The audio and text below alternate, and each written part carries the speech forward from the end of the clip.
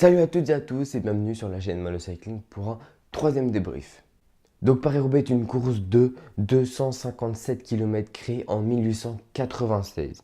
Cette année, il y a eu au programme 54,5 km de pavés, ce qui est énorme pour une course cyclisme. Donc à 84 km de l'arrivée, Wout van Aert tombe.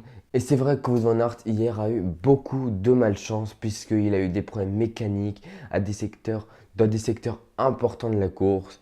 Et voilà, donc c'est vrai que c'est dommage pour lui et c'est d'ailleurs pour ça, je pense, qu'il n'a pas gagné Paris-Roubaix. Donc là, je vais aller assez vite, à 24 km de l'arrivée. Un groupe composé de Peter Sagan, Nils Politt, Philippe Gilbert et Wout van Aert sont à l'avant. Et là, attaque de Philippe Gilbert. C'est le début de nombreuses attaques du Belge à l'encontre de Peter Sagan, contre Peter Sagan. Mais Peter Sagan a toujours réussi à répondre jusqu'à maintenant. Et c'est à 15 km de l'arrivée, dans le carrefour de l'Arbre, un secteur pavé mythique de Paris-Roubaix, que Philippe Gilbert arrive à distancer Peter Sagan.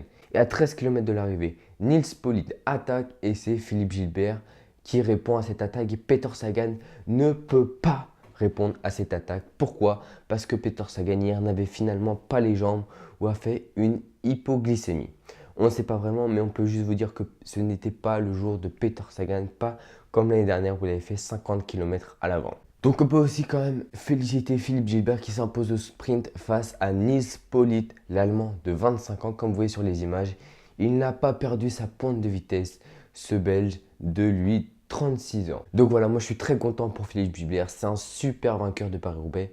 Maintenant, il lui manque plus qu'un monument qu'est Milan-San Remo. Donc voilà, sur l'arène des classiques, Philippe Gilbert s'impose enfin après 3 participations. Il sauve la Quick Quickstep qui n'avait pas gagné le Tour des Flandres. Ensuite, on va revenir là juste sur les Français. On peut parler de la 6e place de Florian Sénéchal qui est une belle performance pour notre Français. C'est le premier Français. Ensuite, il y a Adrien Petit et Anthony Turgis de la team Total Direct Energy qui porte un nouveau nom. Ouais, vous avez pu le remarquer, qui eux finissent respectivement 15e et 18e, qui sont des très belles performances. Malheureusement, ils ont été pris dans des cassures créées par les équipes de leaders tels Bora ou de Conan Quickstep. Pour moi, je pense qu'ils avaient vraiment les jambes pour aller plus loin et pour tenir voilà, les vainqueurs de Paris-Roubaix.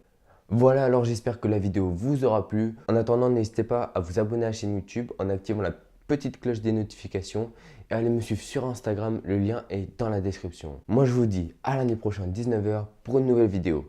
Ciao!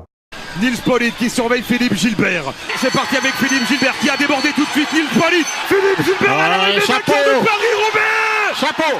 Magnifique 2 ans après le Tour des Flandres.